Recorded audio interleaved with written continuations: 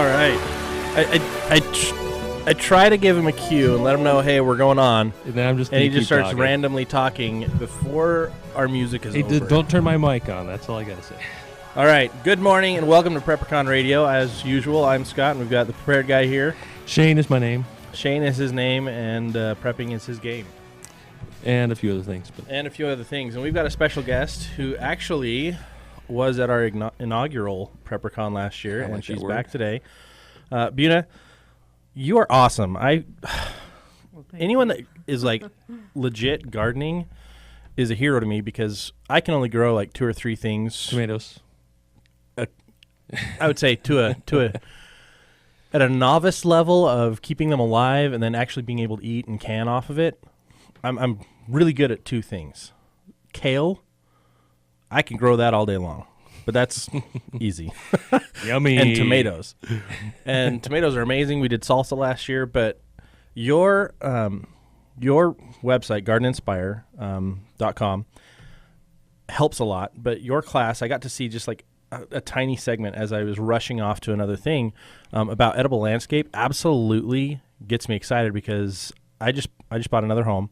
We sold ours last year, but I'm like, okay, where do I put my raspberries? Where do I put my blueberries? Where do I put my chives? Like, where do I put all the different things in my yard so that it looks like a cool landscape, but it's just all garden and usable? Yeah, I have so many questions for you today. Okay. We're excited to have you. Tell us, before we jump into those thought-provoking questions, tell us a little bit about your background. How did you get into gardening, and what inspired you to write your books?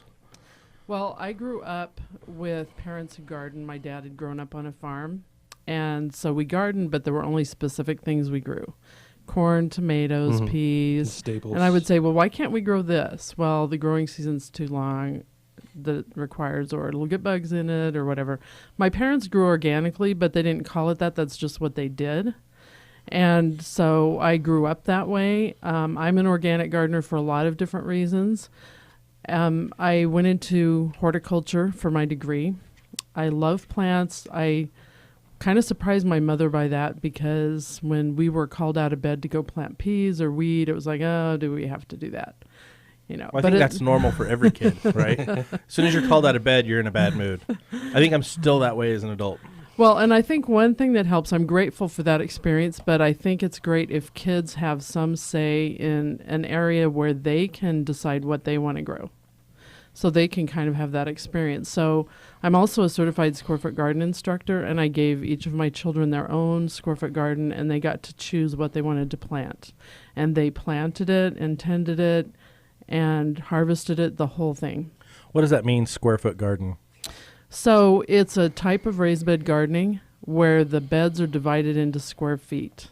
So you plant so much of whatever in that square foot. So, for example, you can plant one cabbage in a square foot. You can plant 16 carrots in a square foot. It takes up a lot less space than traditional row gardening, and it's a lot easier. I love easier. I'm all about easier. And so after I had my degree, I was going to be a landscape designer because I like art also, and that could combine the two. And then after working with people, I decided what I really like to do is show them how to do things. And I had a booth at a farmer's market, and a man came up to me and said, I'll pay you $5 to pick your brain. And so I said, take okay. That all day long, yeah. And then he said, if you ever teach a class, I want to come. And so that kind of got me started in the teaching, and I really enjoyed it. And so besides one-on-one in people's yards, I teach classes. And you've been doing this for about 20 years? Well, I've been an organic gardener and for about 25, well, most of my life, and I'm a lot older than that. But there was a brief period where I didn't know better. We'll just say you're 31. Same age as us. We're all the same age. No. But anyway, so I started my landscape design business back around 2000. And then I was here in Utah, and then I moved to Alaska for a while. And I didn't have my business up there. I didn't know how long I'd be there, but I worked for a landscaping company, which gave me another type of experience. Then when I moved back down here in 2007, that's when I kind of went in more to the coaching. Nice. Very cool. That is awesome. I love when you can actually get involved in something that you're good at, you love, but then also can help other people. That's kind of what prompted us to start PrepperCon. And then when I met Shane, it's funny because he and I spent an hour on the phone the first time I called him. I'm like, hey, I see that you do containers, and he's just like, excuse me, I want to do an event. Tell me more about it. Tell me. And I'm like, okay, you're my new best friend. And and it grew, and he's the same. Like just like you want to help people, you want to instruct, and it's something that people are losing those skills. People are losing the ability to do things that 20, 30 years ago was commonplace. I mean, well, it's just easy to go to the store and get whatever, right? Right. And we're so busy. I mean, that's the main problem in our house. We're so busy with life, with work, with sport. I mean, sports and talents and so forth, that all you have time to do is open a box of mac and cheese and throw that on the range, rather than go out and spend quality time with your kids in the garden and grow your own food. I like that quality time. I think we're missing, as a society, that quality time. Work is getting busier and busier. I mean, I work 75 minimum hours a week. And the work that we do, we could work all day, every day. Yeah. And I think the biggest challenge is, you can go get food at the grocery store. You can go, get food from your neighbor or farmer's market, and that's all great. Farmer's market I'd actually recommend better than just going to the grocery store. But what happens when those supply chains are gone? Mm-hmm.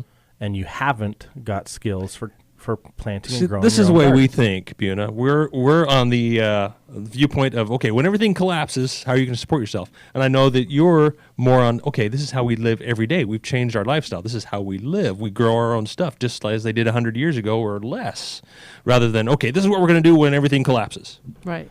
And I am a prepper too. Okay. My parents always stored food, and we went camping sometimes, and I would say I'm more of a prepper than they are, because there's all kinds of things besides food that you need to know how to do and have access to, no matter what happens. And some people say, oh, it's never going to happen. Well, during my lifetime, I've seen truck strikes. I've seen lots of things I've never personally experienced, like hurricanes. Why would somebody think it can't happen? Absolutely. And I've been in a hurricane, I've been in tropical storm, and I've been in tornadoes. I've also been in tiny, tiny earthquakes. Nothing, Lucky. damaging other than something falling off of a wall. But the reality is if something happens, like the tornado that I was in Florida was probably the worst of all the disasters I've been through, and it blocked off streets. The debris, it tore out houses. I mean, people died.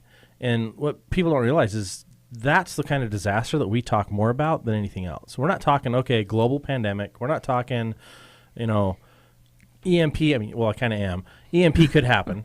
For those not familiar with what that is, it's an electromagnetic pulse. Easiest way to do it is a nuke set off in the upper atmosphere. Boom, there goes all your electronics. Goodbye cars. Anything prior to 86 might have a chance of still running. May need a little work, but solar flare. But another one is a solar flare can cause an EMP, but basically goodbye all microelectronics and small chip circuitry. Whew. Hello, new world of 19-nothing. It's back to the early 1800s. Yes. Well, and I've been through a divorce and brief periods of unemployment, even things like that. Absolutely. So why is gardening good for those types of situations? Well, this time of year, and you're not really going to find a lot outside to eat, of course, but we have a lot of months where you can have stuff in your yard that you grow that can be ready to harvest different times of the season. If you know how to freeze, can, dehydrate, any of those things to preserve it for later. And that and was you the need norm. to learn that now. That was the norm, right? Because you grow everything through the summer as much as you can. You've got your root cellar.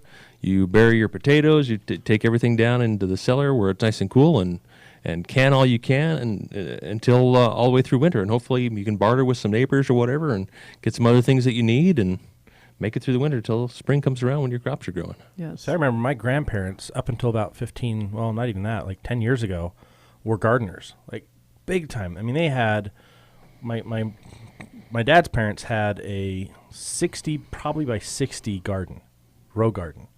And they just, every spring, boom, they're out plowing, and they had their cute little plow that they had. It was, a hand plow.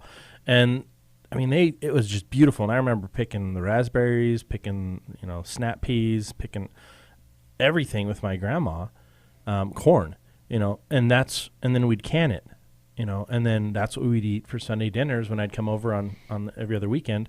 That's what we'd be eating. And then on the other side of the family, my grandpa did the same thing on my mom's side, but his garden was maybe 20 by 20.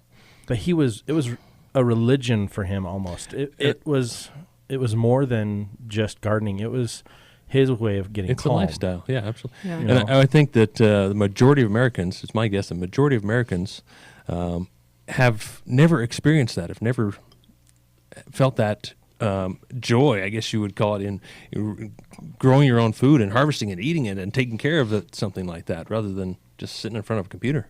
Absolutely. And my family, we never canned, so I didn't know anything about canning till later, and I started doing it myself, and I actually haven't done it for a while.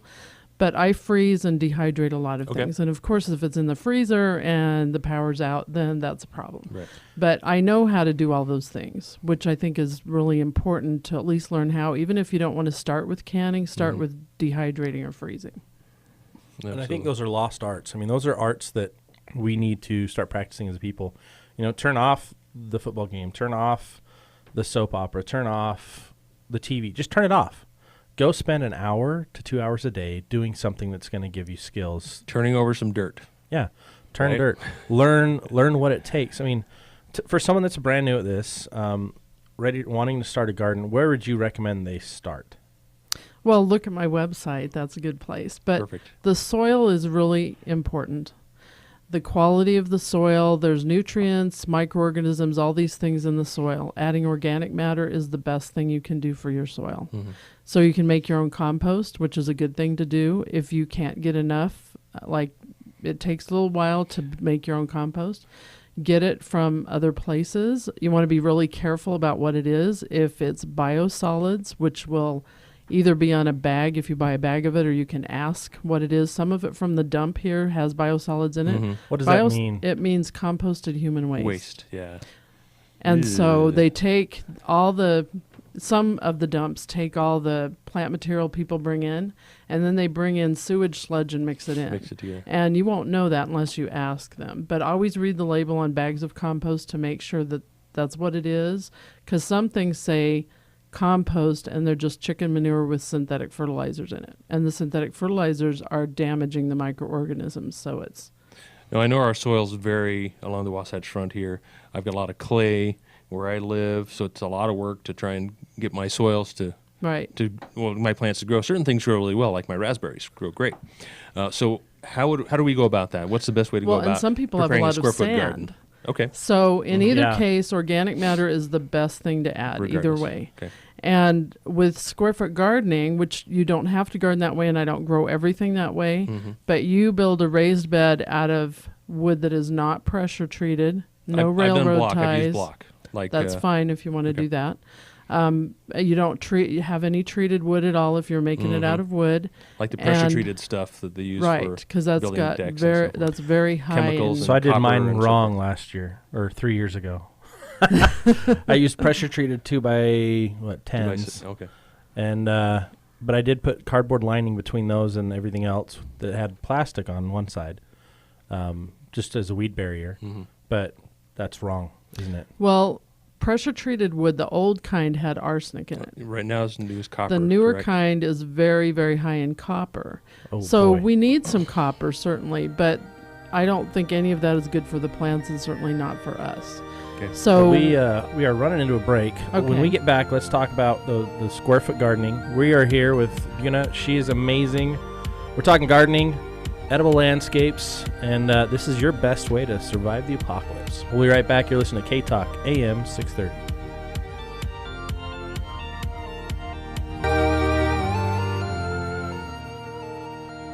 Hey, welcome back to PrepperCon Radio on AM 630. As always, it's Scott and Shane, and we are talking today about gardening, edible landscapes. We've got Beuna here, and she is the queen of all things growing, in my opinion. We were talking about box gardens and how I did mine wrong. So non-treated woods, so like redwood, would be good, or redwood, cedar. Most of mine are out of Douglas fir, because in this climate, since it's usually pretty dry and not a big termite problem, I've had mine for years. A long time. Okay. Because I would have stayed away from pine if for a person. That's what my first thought would be, being a bit of a contractor building with those types of woods. But redwood and cedar will last longer. Right, but they are more expensive, obviously. Right. Spare no expense. I want to live. Right.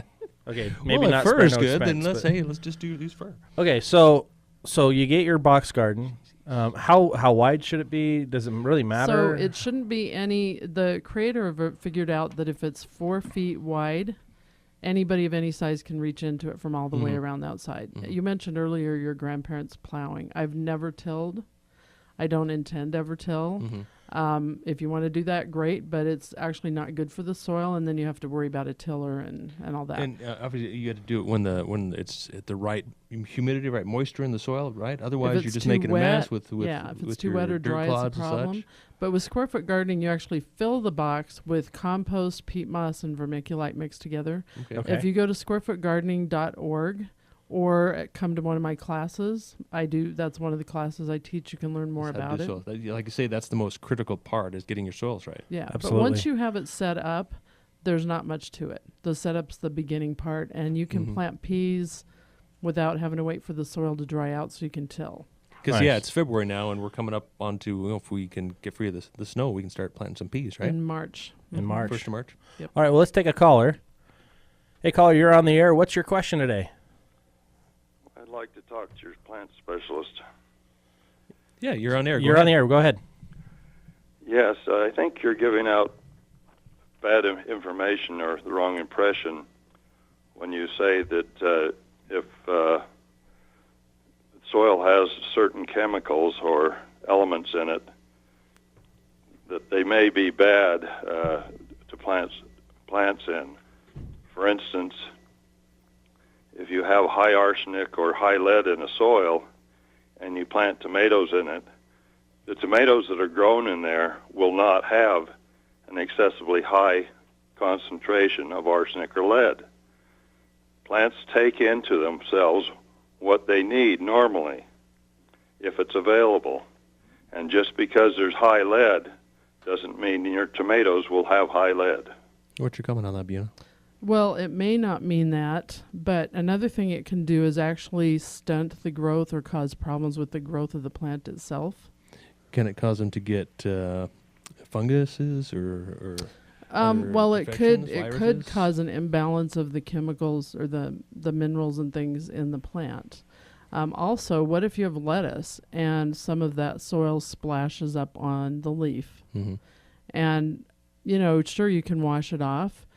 I think it's just better to try to avoid all that. I had somebody tell me that she bought 2 kits for raised bed gardens, and she didn't know, but she bought one and it was pressure treated wood, and then later bought another one that was cedar, and she planted them at the same time. She put the same plants in both of them. She didn't know anything about it at the time, but she told me all the plants in the one with pressure treated wood were stunted. Wow. That's really important to know. Thank you, caller, for calling in.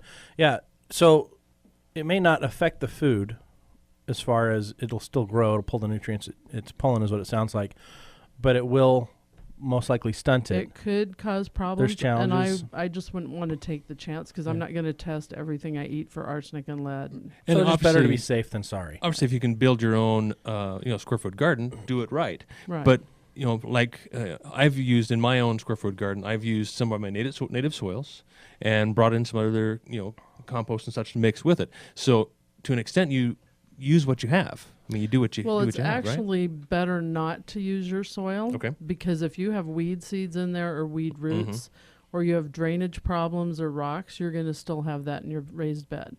Where if you start with basically a new soil, whole new soil, then you're not going to have those issues. And I screened mine, got the rocks out.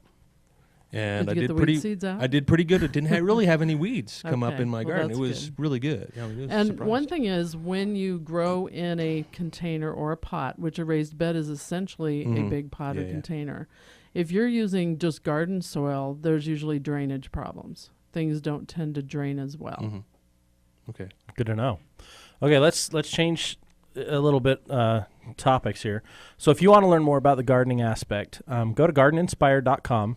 How often do you have classes? Well, my first one for the season is actually tonight. I'm teaching a seed starting class at Woods Cross High. All right, get to Woods Cross tonight. What time? It's at 7:30, and it's $10, and you pay them because it's through the adult community school, and you can show up tonight and pay them tonight. And I'm going to be having classes for the next 5 Wednesdays. All of that stuff is on my calendar if it's open to the public. Awesome. Whether it's a class at PrepperCon or whatever.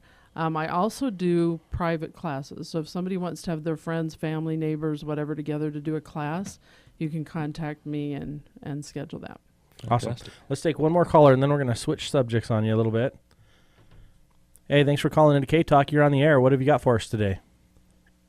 Well, whatever we have to put up with in, this country as far as soils and stuff, it's still better than down in Mexico. Some of the farmers down there to raise their tomatoes are using sewer water. Oh, nasty.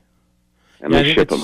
It's always safer to use your own resources. You know what you grow it in. It's always easier to eat. Well, those tomatoes have been shipped up here for years. That's a good point. Yeah, Utah tomatoes, in my opinion, are much better, and brings up a great question. What about water? Obviously, you use culinary water. It's got your chlorine in it. How does that affect? What's a better way to water?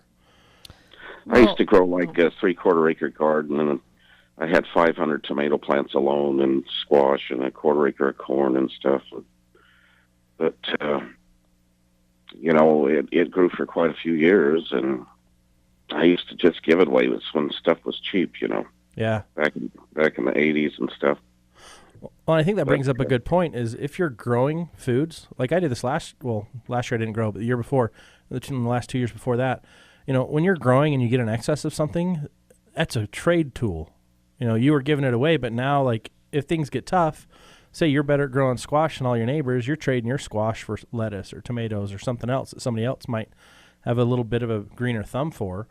I had 4 or 5 bushels of tomatoes every other day to get rid of, so.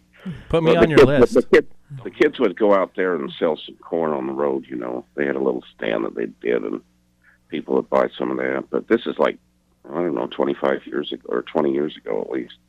Well, we need to get people moving back in that same direction. Vegetables are a lot more expensive now, so, Anyway, that's what I thought.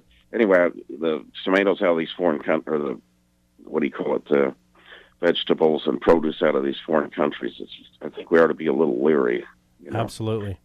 Thank you so much for your call. We appreciate you. All right, let's switch gears. We've got your book here on the counter. We've also got your, I don't even know what you want to call it, your index card ring. Let's talk about those for a second, and then talk about wild edibles. That ring, it's a concept right now. You're in the process of building it. Tell us what it is, because that really inspires me. Wait, Garden Inspire. There you go. Well, let me talk about the books for a second, because that started first. So I wrote a book about herbs several years ago and had it as an ebook. And then about a year ago, I ran into somebody I'd known before, hadn't seen for a while. She's a master herbalist. She asked me to write a book with her. And so we wrote the book about wild medicinal and edible plants, Herbs to Know Too. And those are plants you can find in Utah, and a lot of them you can find in other parts of the world, but it tells how to use them medicinally, how to eat them, how to grow them, how to identify them, and it has a nice color picture. And then we wrote Herbs to Grow, which those are plants that you would have to plant. So a lot of the culinary herbs, but also saffron, almonds, which both grow here along the Wasatch Front, and things that people are less familiar with, but it has the same kind of information. And then I was thinking, hey, what if I made kind of a card deck of the wild plants? And I have a picture on the front and on a color picture, and on the back it just tells brief information, the name of the plant, how to use it medicinally, how to eat it, how to identify it, more condensed information. So you could use them kind of as a card game at home. You could put the cards out and people have to guess what that is, and then they turn over, oh, I'm right or I'm wrong or whatever. But they go on a ring so that you can actually take them with you hiking or camping in your bug out bag, whatever. That's fantastic. I'm thumbing through your Herbs to Know Too book, and being an outdoorsman and loving to hike, I recognize the majority of these plants, which I knew a little bit about because of our good buddy Dan, who's a wild edible guy, but so detailed, great pictures, and a wonderful binder. This is really a quality book that I am going to buy from you. Okay, well, thank you. Well, it's funny because we look at all these online resources so often. They're great. They're quick, quick access. But there's something about a book, just the weight of it, the ability to carry it with you. Yep. I love having libraries. I'm so excited. Everyone that keeps hearing me talk about my house we just bought, that's ridiculous. Yes, Scott, cut it out. I'm excited because after living in a small basement apartment while we were looking for our house, I'm so excited to be able to go back and garden this year, to landscape, to put together my library. And I've got books sitting in the garage in boxes, and I'm just like, I could just open it up, but I can't get to it because there's stacks and stacks of boxes. It's so important that we hold on to those things, because that is where you get your knowledge. It's not just surfing the web. That gives you just a little bits and pieces. But when you devour a book, man, you hold that knowledge a lot better. I think there's something about that physical interaction, holding the book, reading the book, flipping through the pages. I've always retained more from an actual book than I have reading online. Absolutely. I completely agree with you about the library aspect. That's one thing that I've been writing about and working on building as well, is an actual physical library of books. So when the power goes out, you don't have your access to your internet anymore. And like we're talking today is grow a garden, and we're moving back towards our roots, toward the way our ancestors lived.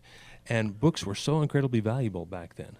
Well, and we have these as ebooks, but Awesome. Ideally you want the physical book, because if you're somewhere where you don't have a connection or something happens and, your ebooks are gone, you still have this.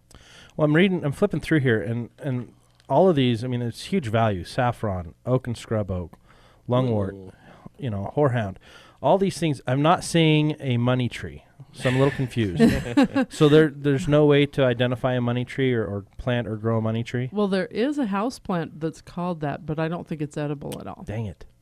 Well, for folks, you heard it here. There is no such thing as a money tree. Tell your kids and grandkids.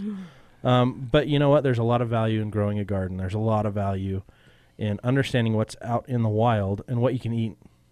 Get these books. Check out gardeninspire.com. I think this is one of the lost bits of knowledge that people need to really regain right now. That is extremely critical.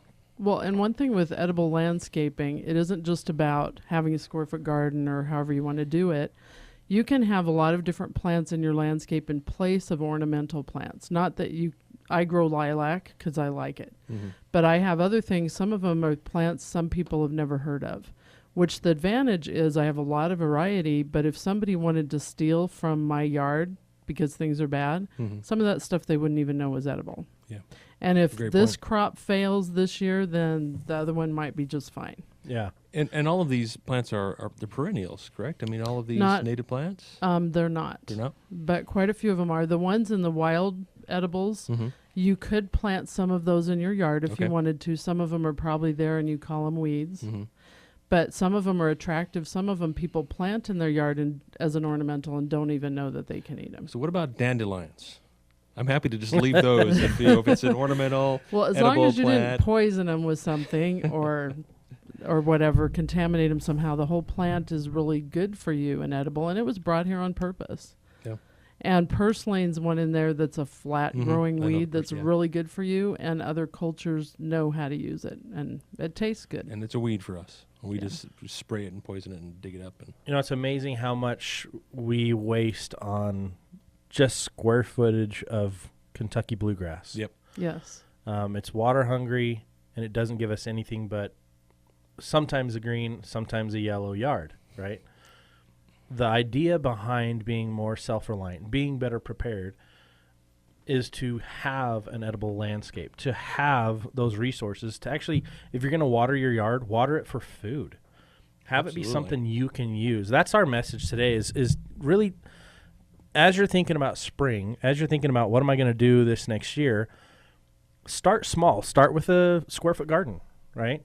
Maybe, attend one of these classes, go to gardeninspire.com, attend the classes, learn about it. If you want your own private class or private consultation, can they just request that through the website, or do you have They can contact me through my website. That's the best way to go, guys. Listen to what we're talking about. Whether you're preparing for the apocalypse or preparing for just the daily disasters, you need to start gardening. I think that's one of the most important things that everyone needs to be doing. Understand what you have, but also understand what's out in the wild. Go find, take the crazy trail hikes and go find the wild edibles. We talk a lot about having food storage, and we will continue to talk about having your food storage, but you also need to plan on supplementing that. Well, and besides that, if you're living on beans and wheat, which I like, but how about flavoring for them too? Absolutely, your herbs. That's a whole other thing we can talk about is your how to grow herbs. Right. Your flavoring, absolutely. Sounds like we're trailing off there. Absolutely. No, guys, this has been fun. Thank you so much for being on with us today. We really appreciate you. We're looking forward to having you at PrepperCon, April 15th and 16th, which is coming up. And so you're gonna have classes in the evenings. And do you know what topic you're going to be discussing yet? No, I'd be happy to hear ideas of what people would like to hear, but. All right, we're gonna pose that question on Facebook. So go to PrepperCon on Facebook, and we're gonna have a post there in the next 5 minutes, and comment on that. Tell us what you want to learn more about at PrepperCon, and we'll make it be taught. We'll make it so. All right, stay tuned. You're listening to AM 630 K Talk, the first, only, and best two-way talk radio station in Utah, broadcasting to the world from the Rocky Mountains.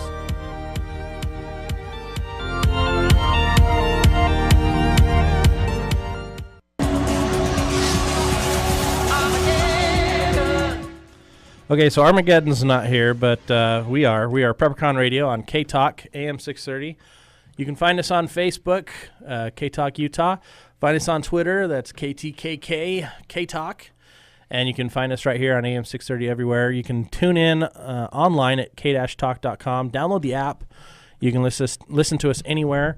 We get good reception here in northern Utah, but outside of that, you want to have the app. So when you travel, you can stay tuned in. Oh, yeah, it's great. I love the app. Listen to it anywhere. We've been lucky today. We've had Beuna's been here talking. She's from Garden Inspire. She's going to be at PrepperCon, just one of the many instructors at PrepperCon this year. If you're not familiar with what it is all about self-reliance, preparedness. And we're not just your grandma's standard preparedness expo. That's a good way to explain the other ones. We tried to do this in a different way. Here's my background, and here's why we're doing this. I've been prepping since I was 13. Somehow they decided to put me on the radio, so here I am. But I'm not the expert, and I'll never claim to be the expert. I'm a big fan of prepping. It hasn't always been called prepping for me. Prepping's been a term used since World War II, but here's the reality is it's just smart living. Being more involved in your daily decisions, not just being reliant on everyone else. Learning skills and traits that will get you through disasters like joblessness. It's good to have food storage, good to have a garden, good to have money saved away so that if you lose your job, you're not freaking out. You've got time to go find another job. So it's not actually a disaster. It's not. Yeah, it doesn't become a disaster. You're averting the disaster before it comes. That's what got me into preparedness. That's what got me into prepping. And people would always ask me, "Hey, Scott, can I just come to your house when the crap hits the fan?" And I'd laugh. I'm like, "No, like you're joking, right?" Like the real situation is, I don't have the resources for everybody. I wish I did. I wish I could, but it's just not feasible. On my income, I can't afford to take care of the world. I can't afford to take care of all my extended family, but I can help. I can teach. I can bring in the experts that I follow, and that's where the idea for PrepperCon came was, how can we make a fun and exciting forum for people to come and learn, to be entertained, and to get the right gear? So PrepperCon was founded on these three principles: to entertain, to educate, and to outfit. So we did a little different. We kind of pulled the Comic-Con spin. We bring in survival stars from TV, famous preppers, and then we also bring in all the amazing, we've got the celebrities, but then we've also got the amazing educators, like Beuna's one of them. We've got first aid classes from suturing to basic first aid. Suturing's pretty advanced, but it's important to know what to do. Pathfinding skills, how to understand what's wild, what you can eat out in the wild. Dan, Yep. he came in last year, phenomenal classes. Did a snare building class, did a shelter building class, fire building class. Those are skills that are becoming lost arts that you never know when you're going to need them. I'll tell you what's becoming a lost art is navigating.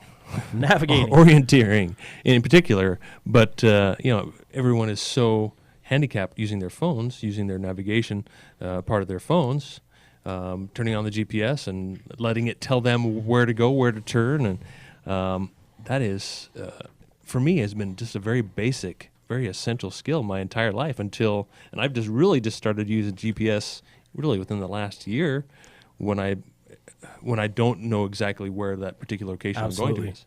And those land skills navigation, it's not hard to learn.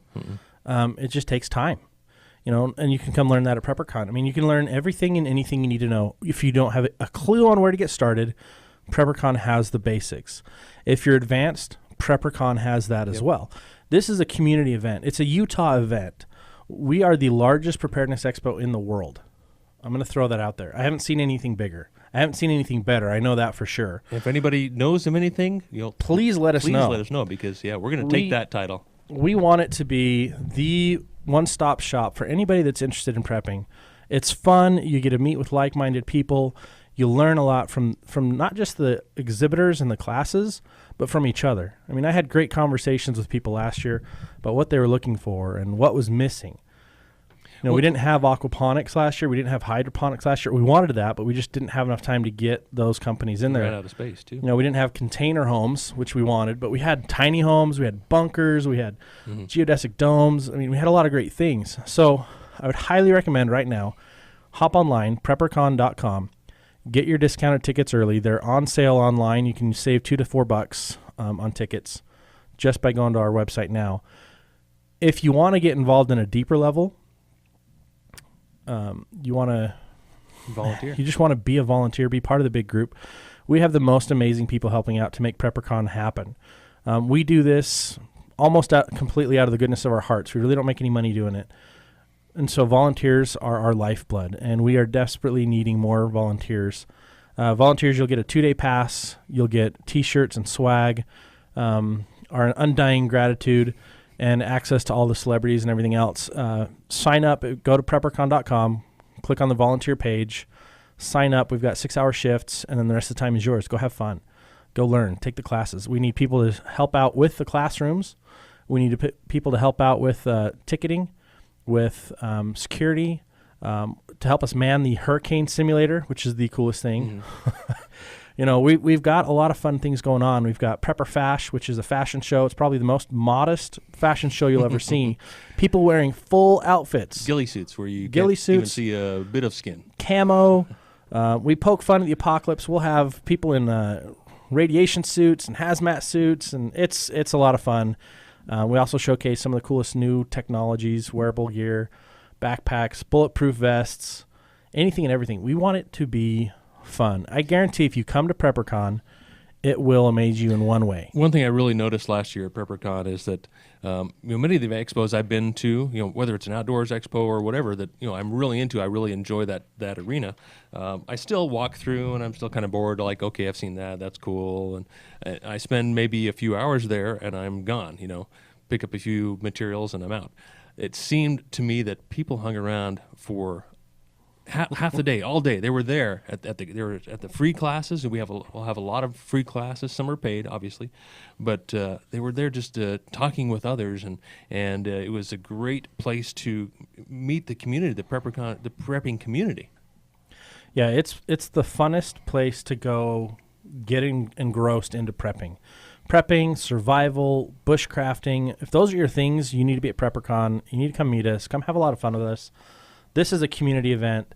This is the best way. If you are a hardcore prepper and you're trying to figure out how to get your family to wake up, this is the best way to do it. If you're just waking up and saying, wow, I need to be more self-reliant, you need to get here and drag all of your friends here, because this is the funnest way to educate them. It's time to get serious. I think a lot of people are waking up to what preppers are, what they stand for, and turning back to our roots of growing our own foods and being more self-reliant. But are you really making taking the steps, making the actions that are going to get you more prepared and have you the knowledge to get you through an apocalypse. And we make fun of the apocalypse, we poke fun at it, but we also, take it somewhat seriously. Absolutely. I mean, if you're worried about the economy, which you should be, if you're not paying attention to that, for shame on you. You need to be aware of what's going on. Maybe you don't need to be worried about it, but you need to be aware.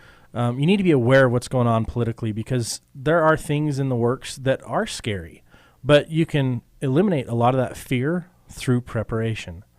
If you're a spiritual person, if you turn to the scriptures, we hear often, so very often, if you are prepared, you shall not fear. That's a promise from God. This is why we prep. This is why we do what we do. This is why we have our radio show. It's so that we can help eliminate fear. This is the hope-bringing event. And this is the fun, exciting way to get serious about things that you should have been serious about years ago if you haven't already done it. Better resources, better tools, better gear. I mean, one of our sponsors this year, we've got a few amazing ones, actually quite a dozen amazing ones so far, and we've got more coming. One of them, Stealth Gear, stealthgearusa.com. These guys have the best holster systems I've seen. They're coming in. They're going to show off their cool stuff. They've got these Kydex holsters, which are absolutely the most comfortable holster. I've actually fallen asleep, rolled over on my holster, and I didn't even know my gun was there. And I'm just which can be a little dangerous there, Scott. Could be dangerous. You know what? I felt safe because if you forget it's there, that's well. It wasn't that I forgot I was there. I just was so tired. I fell asleep and rolled over on it. Woke up and I'm like, oh yeah. A prior holster, it was digging into my hip, and I'm like, that's not good. This one, no problem.